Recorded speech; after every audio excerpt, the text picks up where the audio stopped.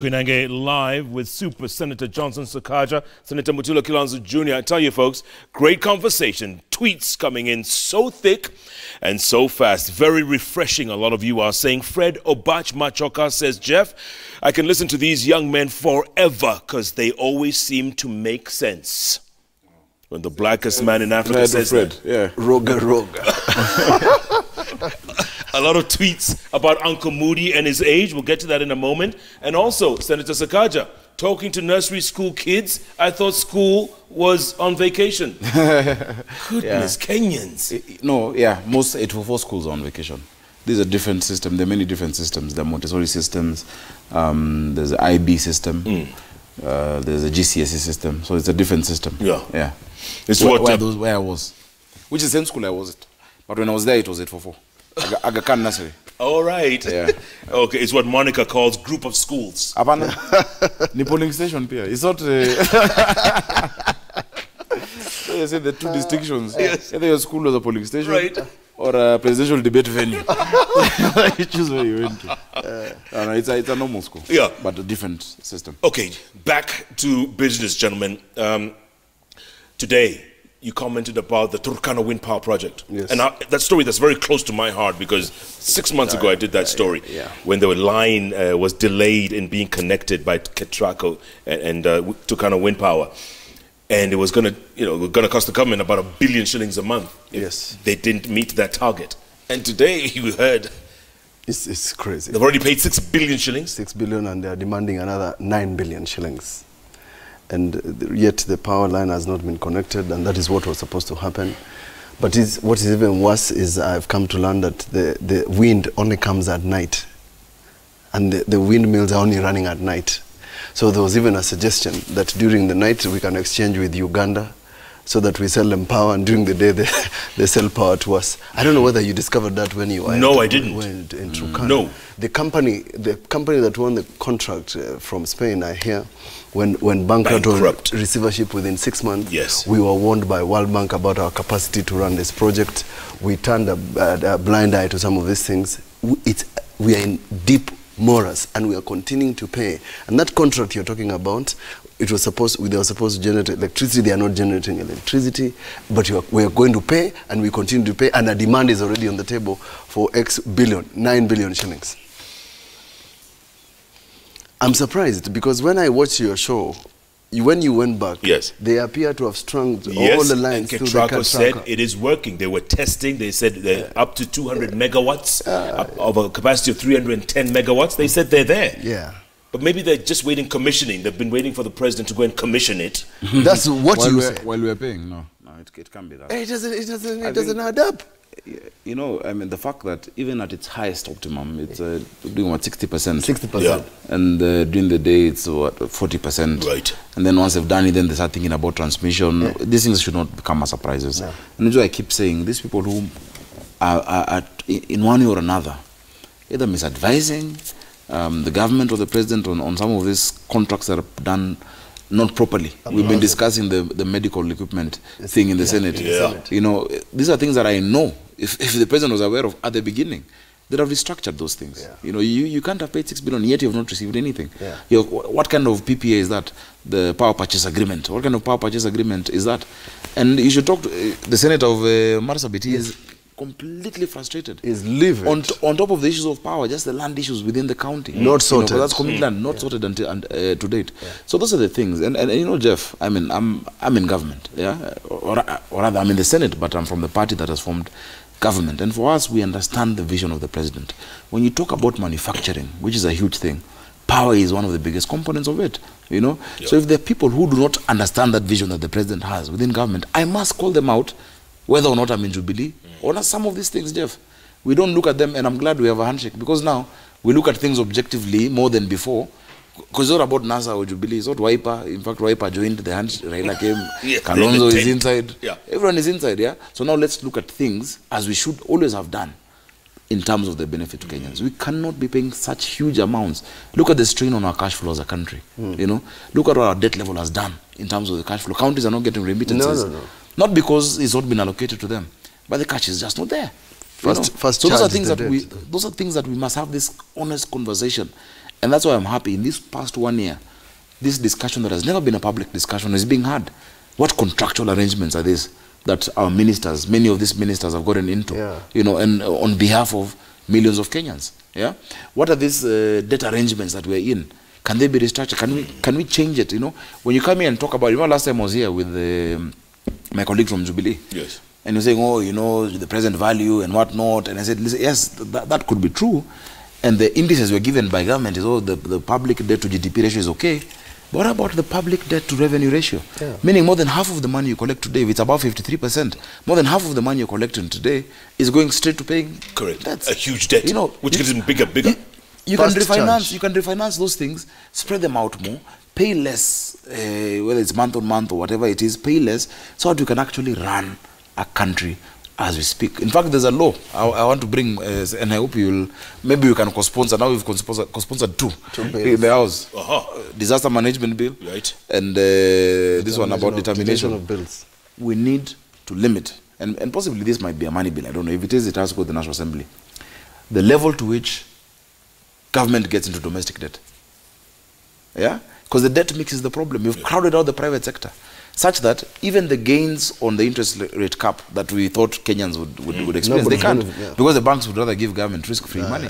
So these are honest conversations. Let us have them so as to edify. The Bible says, as iron sharpens iron, so does man sharpen man. And I want to tell my colleagues in Jubilee, when you raise these issues, you're not fighting the government. You're actually helping the president to achieve his legacy, because these things must be done. Yeah, well, you know, that legacy is now turning out to be a Subaru. You know that. Subaru legacy. Subaru legacy. Did you hear? Where did you hear that? The punchline, you had a rapper somewhere? With a double exhaust. A double exhaust.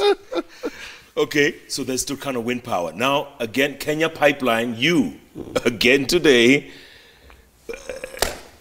70 billion. What was that? Is that the tweet?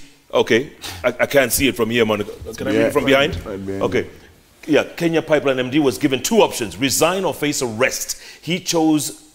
It should have been the former. The former. He chose the former. We assume the crime has been addressed and all is well. I must be walking upside down. WTH.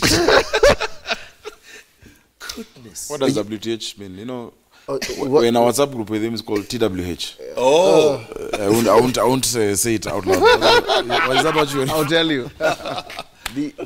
Some of the issues that have been raised and the concerns raised have been in the public domain. Yeah. And we must begin asking questions as to whether or not we are taking ourselves seriously. Because whether it's the Zakem pipeline, those questions were being addressed. Whether leakage was being addressed. In fact, when there was oil spillage in Tange, we wanted to know how much oil product is passing through the pipeline per hour, so that we could determine what was the leakage. Yeah. We couldn't even identify, but it was about 500,000 liters or more, or something like that. But the emails that my friend John Gumi has raised with his MD says, yeah, what are you talking about? 21 lorries, 30 lorries? This doesn't make sense. And this is supposed to be private companies. And he gets a golden parachute. I mean, he's let off almost scot-free. And he's told resign. I don't think so. You think the DPP will move in? I saw that on the newspapers, that there was this claim that somebody called him from State House and said, oh, resign or you're charged. Oh. Let me tell you, President Uhuru Kenyatta is taking no prisoners in terms of the fight against corruption. There is no sacred cow. If indeed, and the fact that he's gotten out and has opened up now for DCI to come and investigate, if indeed this man is guilty, what is his name? Sang. I don't know him. If he's guilty, he will face the law. There's no plea bargain or whatnot, or you come or just leave your that job is not, him as an individual is not that important for us to get into that negotiation. So I don't know about the veracity of that story, but I assure you, and which is why I can say with confidence that the president is serious on this fight against corruption. 70 billion shillings. You can talk about 11 million liters. 11 million liters. Jeff, sometimes I've got to ask the question, and Sakaja here spent some time in the house on the hill. Yes, he does. I was only there. I think you've been there more often. No, I was there only once, man, and there are no clocks. Did you like it? I'm surprised. There are no clocks in that place. Anyway. How is it? Because the president is never late. Oh, sorry? His time is time. But he invites guests, they need clocks. Listen, how is it, Jeff, in a country that has invested so much money in intelligence network that you can have losses of 70 billion shillings and nobody knows. Until it happens. Until it happens. And much later. Do you know how much 70 billion is? 2 thicker superhighways. Where is that money? You can't put it in a truck. 2 What is it? mass transit systems for Nairobi. Yeah. 2. Yes. Trams running up and down. You know, Guys, it's are we kidding ourselves you here? know that famous phrase, you close the stable when the horse has bolted? Yes.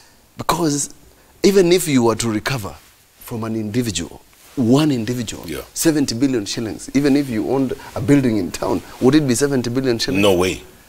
So what are we saying? What are we doing? Even when Sakaja says the president is passionate, sometimes I wonder, where does the passion start? Where does it end? Where is the passionometer? Because let me tell you the passionometer. Because these guys, they are going to write books like John Kiriamiti, My Life in Crime, I Stole. They are becoming heroes. They're in the headlines. And they're becoming heroes to the young people. To the young if that people. person stole 70 billion and got away with it. Look at Ngirita. She's always in the front pages. Can you imagine? But why? Because we adore criminals. You see, the problem is this. Number one, we sensationalize all these fights. And they'll be in the headlines, and she's there like a slay queen with her rings and whatnot. People talk about her hairstyle, not even about the money she's stolen. Yes. But for me, I'm convinced, because I've seen it resolve. Many of these arrests before the, they're happening, and you said, no, I'm ready to lose my friends. Because you can imagine some of these people would call and think this is like the former days, where if you know someone, if you call, make a call. The president say, there are people outside my gate who want to raid my house and arrest me. He'll say, he's not doing that.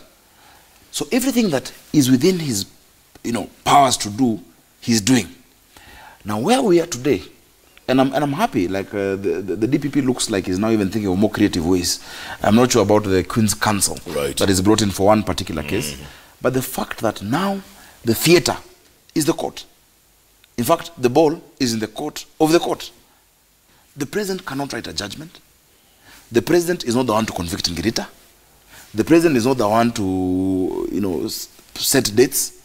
If you look at yesterday's papers, so-and-so charged, the court stops ESCC from investigating this person. The court is stopping ESCC from looking at this person's account. The president is not the court. So, of course, naturally, and your baba ya mta, of the house, of the place. So most blame will go to him. But you tell me, what additional thing you would like him to do or tell him that will make sure that a case in court is judged in a specific way? Remember, we have a constitution we gave to ourselves. Yeah. The constitution creates an independent court. Even the DPP's office is independent. It used to be the AG, it was in the AG's office. Yeah. So the DPP is doing his independent thing. And in fact, what with that independence, he's even looking for independent prosecutors. He's even hired, I think, a list of 4 or 5 lawyers to give legal advice. But the president cannot tell Maraga, yo kesi, funga huyu mtu. On this one, funga huyu mtu. So we need to put, and the media must do this, help us. Instead of putting Ngirita on the headlines, let's put the judiciary. And tell them, you guys, Kenyans are looking at you to start jailing thieves. Kenyans want to see at least 5 high-profile thieves behind bars. And we still haven't seen that, by the way. We have not. Lakini kesi ya mtu mdogo, he's stolen a chicken. Yeah. They're in jail. And he gets life. Life. You know, Jeff. No, it's not fair. Now we are hiring, the DPP is hiring foreign counsel. Yeah, QC. A QC. For local matters and evidence. While we appreciate his energy in attempting to get some oomph into prosecution, it will not change the status of evidence. It will not change the status of collecting evidence. It's not going to change the judiciary, because the Queen's Counsel will come to Kenya and the judge is still going to write in longhand in a big biro for as long as he can. Yeah. You understand? Yeah. So what we need to change is the system. The system is wrong. What I'm simply saying, is there a way we can address these issues before, in the case of Turkana, you've lost money, so much money, you can't recover. The company is bankrupt, you can't sue anybody. The Chinese want money from us. In the case of Standard Gauge Railway, the Chinese are stealing from us twice, from the loan and from the ticketing. Yes. And you discover, and then the person, you get the Chinese and they bribe 500,000 shillings. Jeff, I mean, we're doing too much PR. If it's medical leasing, you discover too late in the day. that somebody has disappeared with money. In the case of Ruaraka, we were told money disappeared within 2 days, is in Mauritius. And we paid for it how many times? 2, 3 times? Yeah. And we still have to pay for it again. 1.5, 1.5, 1.5. I mean, we're joking. We're kidding ourselves here. You see, for us, it's good for us to voice these things. But I'm glad that Mutula is one of the senators who puts his money where his mouth is. You know, he holds true. People can come here and wax lyrical, but you're not seeing the actions within the purview of where we are. Ruaraka, for instance, I think I must have been the only person from my side of the party who voted yes for the report. The only one? Only one. I voted, because I've seen someone, the reason I'm raising it, I've seen someone saying, why did I disappear? He voted. I was in the house. I knew what the report says. Ruaraka happens also to be in my county of Nairobi. I voted yes. And everyone else in your party disappeared, or and I won't cast aspersions as to where they were or where they were. Right. You don't need to. No. You don't need to. But the point is this: I voted yes. Stevie Wonder would have known where they were. He'd have seen them moving out.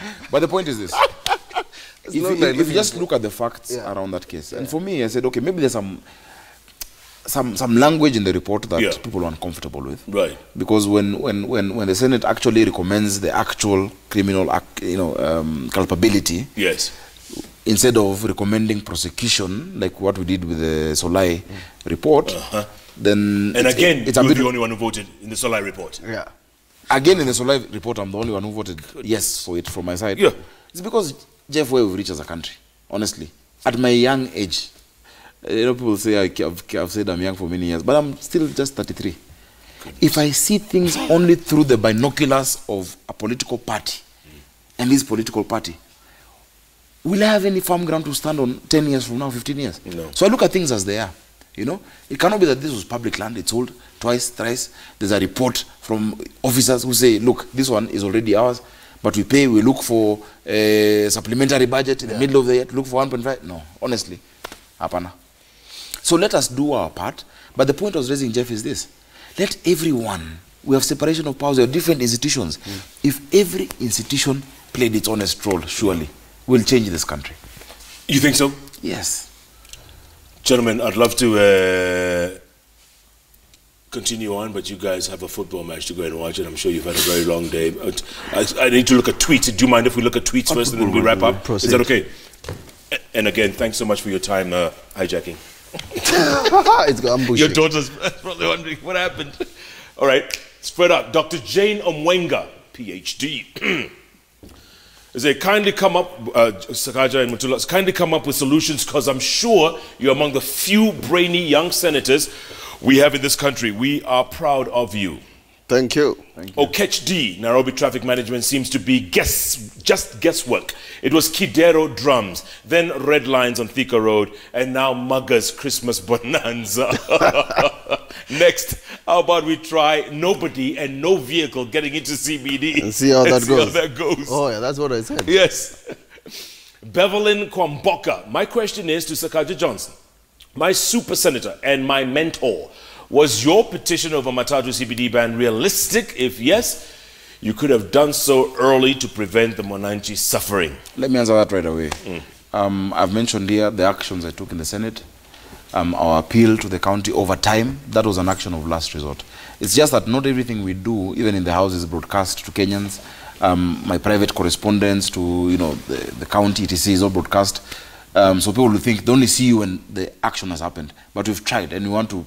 I think it was the fourth statement, a petition in the floor of the House. So that was not the first time we've spoken about that. Yeah. Good. Ram Guko, Sakaja and Mutula have very good proposals. Is it feasible in Kenya? Synchrony of the county and national government is needed. I support the idea of being unapologetically optimistic without being recklessly naive. That's a good line, by the way. I tell you. I'll trademark it. Asiago from Naivasha. Are these SMSs? Yeah. Ask Sakaja, what does the report have about human traffic on the streets?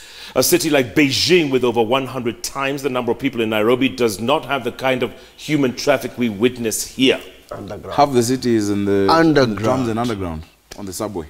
There's one crossing point which does 4 million a day. 4 million. 4 million. Like all of Nairobi. Yes, come out and innovate 4 million a day. Jesus. Yeah. Mwangi from Kiambu, Sakaja is just campaigning. He is part of the problem. What has he done about city transport issue since he was elected? Hey. Mawe. Damned if you do, damned if you don't. But I've raised these issues in the Senate. Because I'm elected to be in the Senate, not on the streets. And in the Senate is where I've dealt with those issues. And if there's something he thinks I can do more, I'm grateful for correction and to be guided properly. Yeah. Paul in Nairobi says, Jeff, to answer Sakaja quickly, and they are both brilliant, advise the president to hire private judges, in parentheses, special courts. Our judges are pathetic. Whoa. Wow. Wow. Gentlemen, it's been a great conversation, and I hope we can continue it because only you two can do that. I can't get any two senators who can discuss and debate. There are many. There are many, but not as good as you guys are because you guys are honest and you have no agenda. There are many. So when you say the rest are dishonest, what are you saying? No, there are many. They just maybe this is not their way of articulating. I mean, this country has brilliant leaders. Bottom line, Big Four agenda, gentlemen. Before we wind up, forget about Big Four. I would say, forget about Big Four. Concentrate on one. There's 3 years left. 2018 is over. Yeah, true. Pick one. Yeah. Pick health or pick whatever. Concentrate on that. What do you think, real quick, just to help a brother out? I personally think that you can't do all of them at the same time. You can't. I've said you can't do affordable housing before you plan where the land is. Good. Where is the land for affordable housing? Yeah. And what is affordable anyway? So do you say pick one? Pick one. Yeah. Just pick one. And we should move from affordable health care to free health care. We can afford it because of sort of things that you are seeing here. We must move to what the developed world are doing. Yeah. People are prepared to pay more but get services. Senator. Even the richest person in the UK will go to the NHS. Yes, he will. For medical care. Correct. You know, which is public, right? Yeah. Yeah. So like Germany, Berlin. So for me, Big Four is a brilliant agenda. But I think in the first 1 year, technocrats in government misguided the government because if you looked at the budgets being done and the budget estimates, they're the same as the previous year. Yes. Yeah. But you just add in the narrative of Big Four, but the budgeting is the same. I would go to Big Two. I'd focus on healthcare and manufacturing because manufacturing is what then produces jobs. Once you produce jobs, people have money in their pocket, they will sort out their food security and those other issues, you know. Yeah. But for now, Big Four will work in the long term. We have self-imposed deadlines that this must all be done by 2022. That's why we have huge budgets that we cannot maintain. Correct. We don't have to do everything today. Correct. We don't have to build all the roads today. No. We don't have to have a 3 trillion budget as a country. No. Let's go back down kidogo. Let's go back to 1 trillion. Let's do what we can. Let's have some, you know, wiggle room in terms of our cash flows as a country as we develop pole pole. Yeah. We can't do a standard gauge railway sort of planning that it must get to Nairobi by June, whatever. So if we are going to plan, just like the rest of, I mean, there are people who have done underground roads across to Sweden for 22 years. Look at that. Or Japan. So therefore, if we are going to plan, let's plan beyond the election. Yeah. And I'm encouraging my friend Sakaja to, everybody should get away from the 5-year. We are all in boxes of 5 years. After 5 years, I must get an election, etc., etc. Exactly. We must look beyond elections. Mercy Kiplama is asking, gentlemen, real quick, who are you supporting tonight? Man U, Arsenal? It's not my teams. You're just both laughing. Yeah, of course. It's not a trick question. Difficult question. By the way, yeah, what you last time we were here, yes, Mutai Ngunyi tried to throw shade. Yes. As the book was reading. Yes. You remember? Yes. And so he recommended this one. Bad Samaritans. Bad Samaritans. It says the guilty secrets of rich nations and the threat to global prosperity. Probably the most effective critique of globalization. I've read it. It's good. It's not all that. It's good. And I want to give it to Mutula. And remember, this is the third time I'm giving books. Next time, I must get books. So my Nimzuri, by the way, it's good. What are you saying? No. Mutahi Ngunyi, Senator Sakaja just took your advice. So he said it's good. I've read it twice. What? It makes a lot of sense, a lot of theory in it, but it's really a radical critique of globalization and our relationship with all this, you know, with the world. Yeah. Wow. But this is how it's Oma. Then when we come back in March or whenever, yes, I need to get a book. Actually, 2 books. Yeah, you get 2 books. We'll get him some books. I'll get him. Have you read my book? Leaders Eat Last. Of course. Okay. Yeah. Have you read the Leaders Eat Last? No. You haven't, have you? No. Simon Twerk. Nice? Very good. So am I getting it? I'll send it to your office on what floor? Gentlemen, thanks so much for your time. Super Senator Sakaja, Senator Mutula Kilonzo Junior, thanks so much for your time, gentlemen. Happy holidays if I don't see you before Christmas, and Happy New Year. We are definitely going to see you before Christmas. We'll see you. We'll see you. You won't see us. Merry Christmas. I don't say happy holidays. Okay. I believe it's the birth of Jesus Christ. Okay. Yeah. Merry Christmas. What do you say? Happy holidays? Merry Christmas. Okay. Merry Christmas. All the very best, gentlemen. Keep doing what you do, huh? If it wasn't for you guys, like I said, shut the country down, put a sign. Tumehama. Tumehama. What did that guy say on Twitter? Tumegongo. Tumegongo. But Jeff, if there's nothing else to remember, let us remain unapologetically optimistic without being recklessly naive. Beautiful. Tomorrow morning on Hot 96, join Professor Hamo and myself for the hottest breakfast show in all of Africa from 6 a.m. to 10 a.m. And every Wednesday, remember, it's those 3 letters on the keyboard that follow each other, JKL. Thanks so much for being a part of this show, folks. And enjoy the game. What's the score, anybody? Monica, what's the score? 0-0. How many minutes? Fantastic. 0-0, 21 minutes. Good night, good luck, and God bless this generation of Kenyan leaders, because God only knows we need them now more than ever. Good night. It's a wrap.